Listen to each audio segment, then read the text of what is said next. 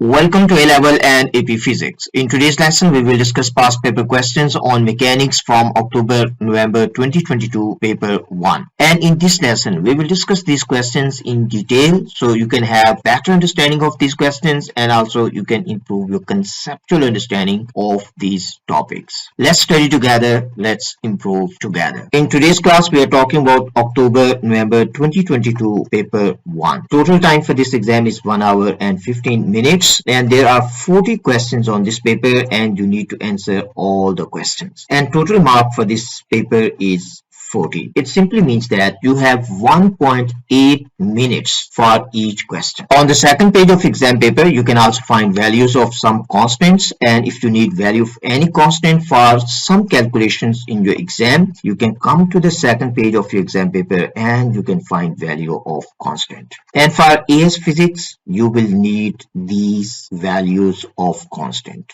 So these are for AS physics. So it's very important to understand that values of some constants are given to you. And if you need value of any constant, you can come to this page and you can find values of constant. And if we go to the next page, actually it is the same page, you can also find some important formulae. Means you can find some basic formulae, but these formulas are not for whole AS physics. I mean, these are not all the formulae you need for AS physics, but these are some important formulae. You will need them for some calculations. So if any formula you have forgotten and you need that one, you can come to the second page and you can also find important formulae on this page. For question number 1, it is given to us: a train of mass 600,000 kgs moves with a speed of 100 kilometers per hour. What is the order of magnitude of the kinetic energy of the train? So first of all, we need to convert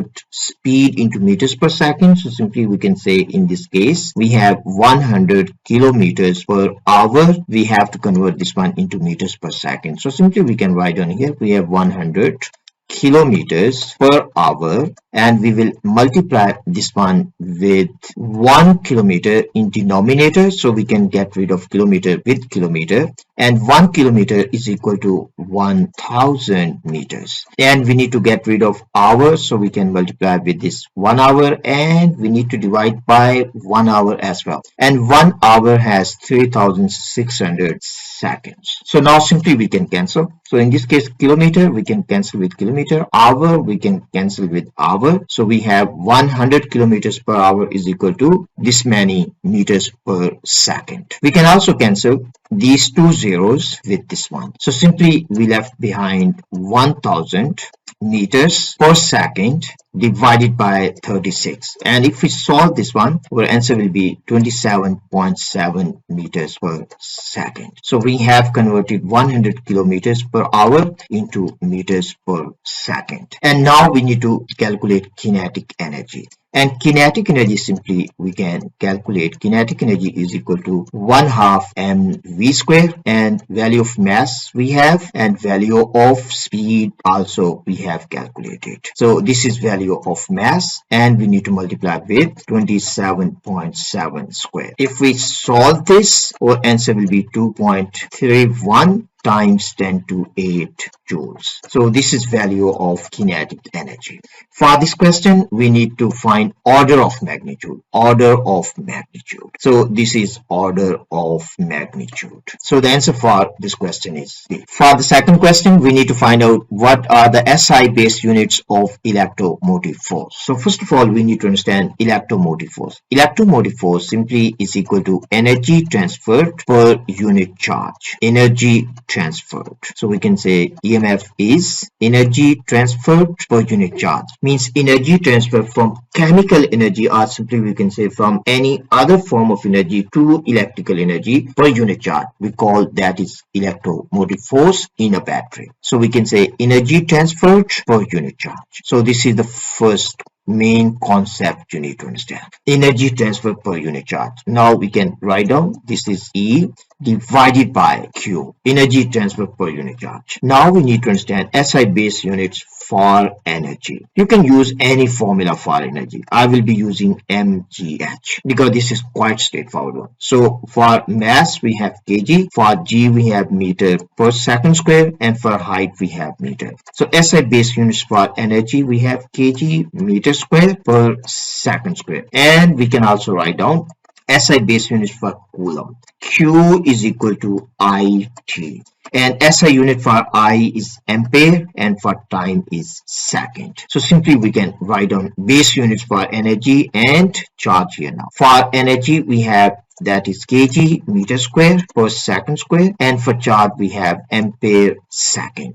Now if we simplify this one, we can write down kg, and here we will have meter square, ampere, power will be -1, and this power of S is positive, and in numerator this one will be negative. This is how we can find SI base units for EMF. So the answer for this question should be B. So B is the right answer. For our third question, it is given to us: a digital meter is used to measure current in an electric circuit. The reading on the meter fluctuates between 3.04 amps and 3.08 amps. The readings on the meter have an accuracy of ±1%. We need to find out what is the true value of current with its uncertainty. Pretty straightforward question, and also this question is a repeated question. I think you can find this one in 2021 October, November. You can find the same question, 100% same question. So first thing we can say, this question is a repeated question. So you can also see this one in the past papers.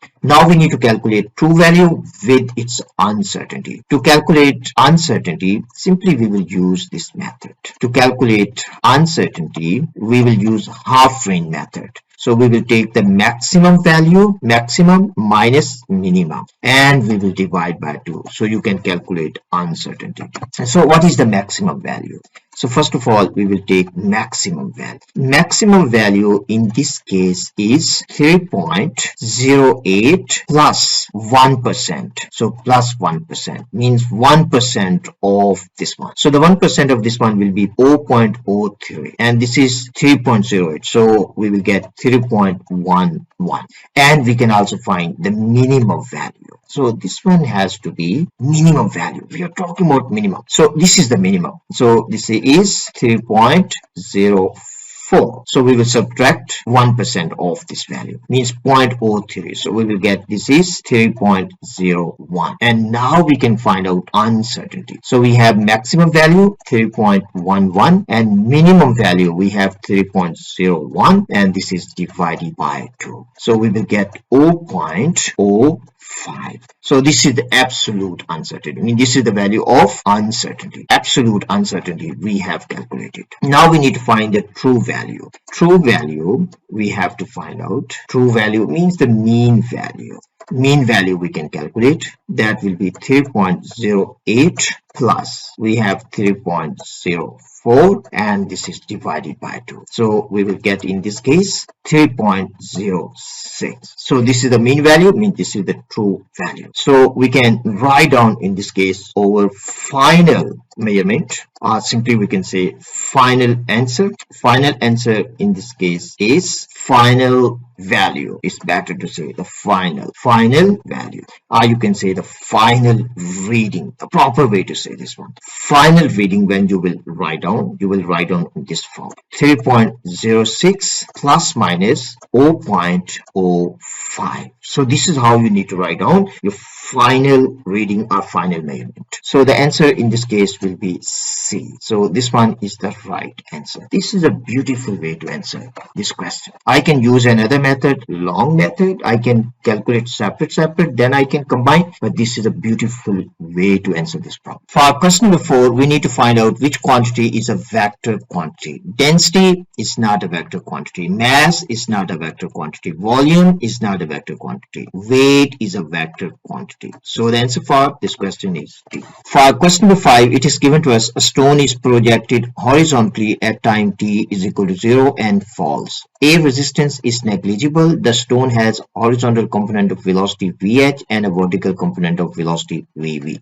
V sub V. Which graph shows how Vh and V sub V vary with time t? So for this one, we need to understand horizontal motion and we need to understand vertical motion. So we can simply write down, first of all, for vertical motion. So we will be writing for vertical motion here, and then we will be talking about horizontal motion.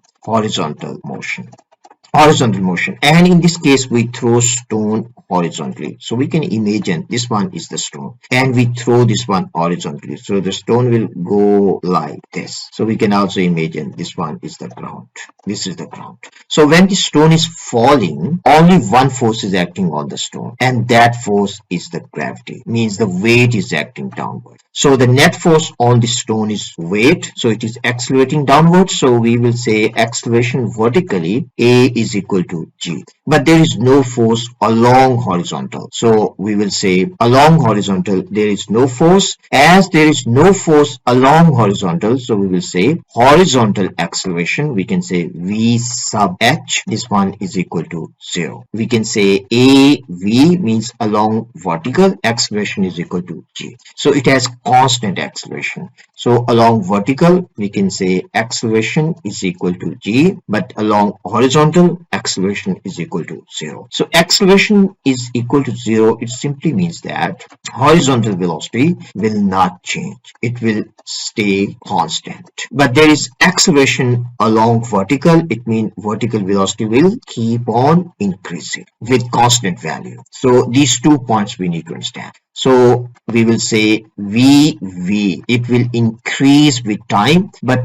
rate of increase will be constant, means the gradient of the graph has to be constant. So in this case we can say the gradient of line has to be equal to 0, because we have VT graph, means V against time graph. So gradient has to be 0, yes, line has to be horizontal, and in this case gradient has to be positive or gradient has to be negative, but constant gradient. So we will say in this case gradient has to be constant and non-zero. So we will say constant and non-zero. So we can write on this point. I'm writing this one for proper understanding. Maybe some of you need this much detail. Constant and non-zero. Now if we look at option B, so this is telling us VV is constant. So the gradient of this one is not non-zero. So this one is not possible. And this is also not possible because its gradient has to be 0. So B is not possible. If you look at C, in this case VH is constant, this one is right. But this gradient is increasing, this gradient has to be constant. So this is also not possible. VH, this is right because gradient is constant. Gradient constant and 0. Constant means 0. Constant also means 0. And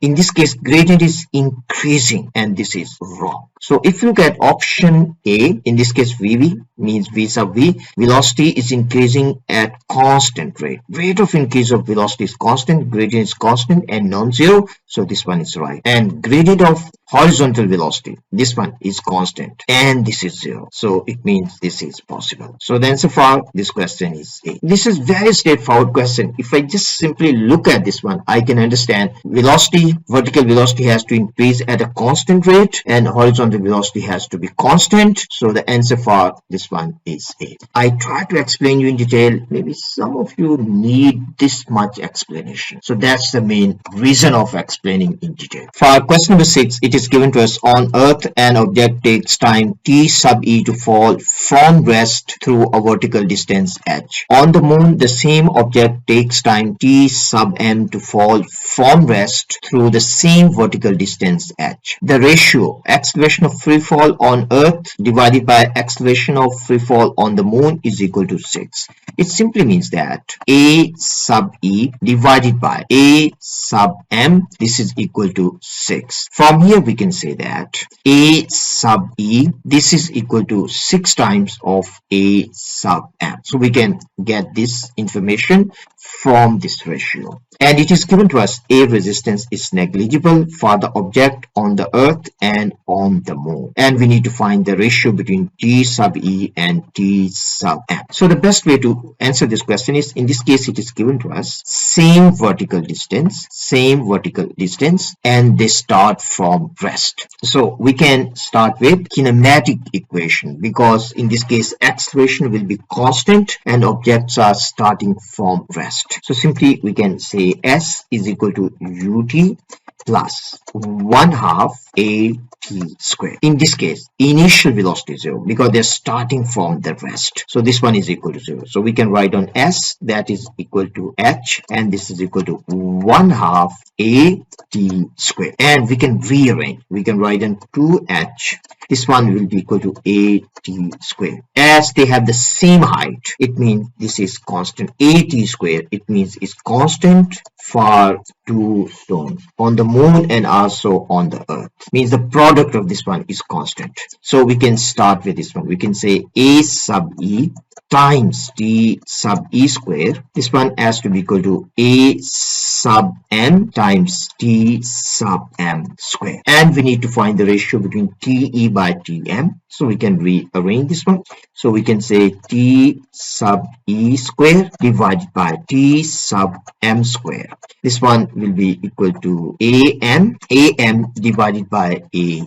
But am is ae. This is equal to 6 am. So we can replace ae with am. And we need to find out, in this case, te by tm. So this is te by tm. So we can take square root on both sides. So here we will get, this will be am divided by 6 am, root of this one. So am we can cancel with am. So simply we left with 1 over 6, root of 1 over 6. So the answer for this question is B. So this is how you can approach this type of problems. For question number 7, it is given to us: a cyclist in still air pedals as hard as she can. She reaches a maximum speed. However, after a certain time, her maximum speed increases. What could be a possible cause for this? If you look at option A, she cycles into a wind. If she cycles into a wind, she will hit the wind, and wind will hit back on her. So her speed should decrease. So this is not possible. She cycles over rougher ground. Due to friction, speed will also decrease. So speed will not increase. She sits more upright on the bicycle. It doesn't gonna increase or decrease the speed. No big difference. So it means this is also not possible. She starts to travel downhill. This is possible. Means first of all she is traveling here, then she starts traveling downhill. So the speed will increase. So this can be a possible cause. So the answer for this question is D. For question number 8, it is given to us: a ball of mass 0.5 kg hits a vertical wall at a speed of 12 meters per second. It bounces back along its original path with a speed of 8 meters per second. The collision lasts for 0.10 seconds. We need to find out what is the average force on the ball due to collision. Very common question in every year, in every past paper. There will be one question about collision where you need to calculate average force. So it's very important to understand, or it's very important to master this concept. So let's try to understand this question. So you need to calculate average force. So the F average, in this case, simply we can calculate. That one will be equal to the total change in momentum divided by total time taken. So we can calculate average net force on the ball. So you can calculate like this: change in momentum. So in this case, we will take to the left is positive. So we will take to the left positive because the resultant force will be in this direction. So we will take to the left is positive. So our answer will be positive. So in this case, we can simply write down this is m times delta v, m times delta v divided by delta t. As in this case, mass remains constant. So we can take mass out. We can write down v minus u divided by delta t, time taken. So this is over v, and v in this case is positive because we have taken to the left is positive, and the u is negative because to the right will be negative. Now simply we need to plug in values. So in this case, value of mass is 0.5, final velocity is 8, initial velocity is minus 12, and this is divided by time taken, that is 0.10. Now if we solve this one, we will get 0.5, and here we will get 20, and this is divided by 0.10. Now if we solve this one, our final answer in this case will be equal to 100, because this one, if we solve this part, 0.5 multiplied by 20, we will get 10, and 10 divided by 0.10, so here we have 10, so this is divided by 10, 10 divided by 100, so we can write down this is 10 divided by 10 multiplied by 100, so the final answer is 100 newtons. So this is how you can find the answer. So the answer for this question is D. For question number 9, it is given to us an air bubble in a tank of water is rising with terminal velocity. It means the velocity is constant. The forces acting on the bubble are X, Y, and Z as shown in the figure.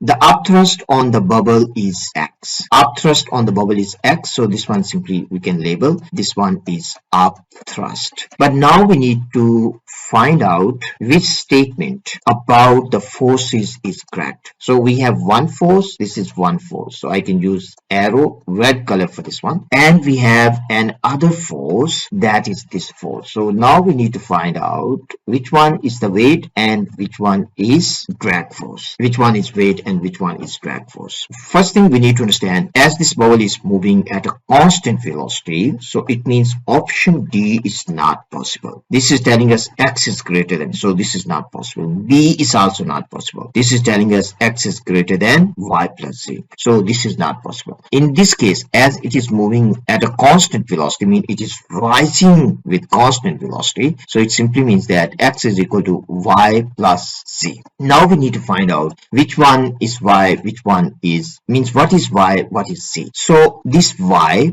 this has to be the weight of the bubble, because it is air bubble and density of air is very small as compared with density of water. So it means Y is weight, and Z, this one has to be drag force, or simply you can say viscous force. So this is drag, or we can say this Z, this one has to be viscous force. So these points we need to understand, and now we can figure out the answer. If you look at option A, it is given to us Z is the viscous force on the bubble, Y is the weight of the bubble, and X is equal to Y plus Z. So the answer for this question is A. But if you look at option C, it is given to us Z is the weight of the bubble. So Z is the weight, but Z is not weight, it is viscous force, because in this case drag has to be greater than the weight of air bubble, because density of air is very small as compared with density of water. So drag force has to be greater as compared with weight of air bubble. So this one is wrong. So C is not possible. So the answer for this question is A. So this is how you can figure out air bubble. So the density of air is very small as compared with density of water. So the weight has to be much smaller than the drag force. For question number 10, it is given to us two blocks are at rest on a frictionless horizontal surface. One block is made of wood and the other block is made of steel. A steel ball is fired with speed v at the wooden block. The ball embeds itself in the block, and the ball and the block move together after impact, as you can see here. So this is what is happening after impact. A second identical steel ball is fired horizontally with speed v at the steel block. The steel ball then rebounds back along its original path with speed v by 2. The wooden block and steel block have equal mass. Which statement about the blocks immediately after the collision is correct? So this is basic question about conservation of momentum. So we need to apply conservation of momentum for wooden block and conservation of momentum for the steel block. And then we can find the speed, and then we can figure out the answer. First of all, imagine that the mass of steel ball is m and the mass of the wooden block is capital M. So here we have m plus capital M. So this speed is v. So speed after impact we can say is capital V, or simply we can say this one is v prime. So first of all we will do for wooden block and steel ball system. So we can calculate v prime. V prime in this case, let me write down in detail so you can understand better. We will take in this case to the right is positive. If we take to the right is positive for wooden block and steel ball system, we can write on momentum before. Momentum before is only due to steel ball because this block is at rest. So we can say the initial momentum has to be equal to the final momentum. Initial momentum is mv and the final momentum will be equal to small m plus capital M times we can say v prime. V prime in this case we can calculate that will be equal to mv divided by small m plus capital M. So this is V prime. This is the speed of steel ball and wooden block. Now we can do the same for this one. So this is what is happening after. So in this case we have initial momentum. So we can start from initial momentum. P initial has to be equal to P final. P initial we have that is equal to mv, and we also in this case we will take to the right is positive. So to the right we are taking as positive, and let's say the speed of the steel block after impact, let's say is vs, speed of the steel block, and this is moving to the right but this ball is moving to the left. So the final momentum we will have m times vs because mass of steel block is also capital M and the same ball, so mass of this one is small m, and this will be here will be minus, means we will use the plus sign, but this momentum is negative, so this will be negative v by 2 times m. Now we can simplify, so we have small m times v mean the initial speed, and this is mvs minus we have v by 2m. So we have to find out vs, then we will compare vs with v prime. So vs from here we can write down vs times m, this will be equal to mv minus mv by 2, minus on this side, this will be plus. So we can solve this one. This is mv, this is mv by 2, so this is simply 1.5 mv, and here we have vs, so we can divide this one by capital M. So this is our value of vs, this is value of vs, and this is value of v prime, and this is for the wooden block, so we can write on w here for the wooden block, and this is for the steel. Now we need to compare which one is bigger. I hope you can see from here very clear, this is mv, this is multiplied by 1.5, it means this one is bigger, and this is divided by m plus capital M, this is divided by only capital M. So it means in this case vs is bigger than vw prime. It means the steel block will go forward with higher speed. So if we have this understanding, so we will say steel block move faster because its speed is greater. Steel block moves faster after impact, moves faster after collision.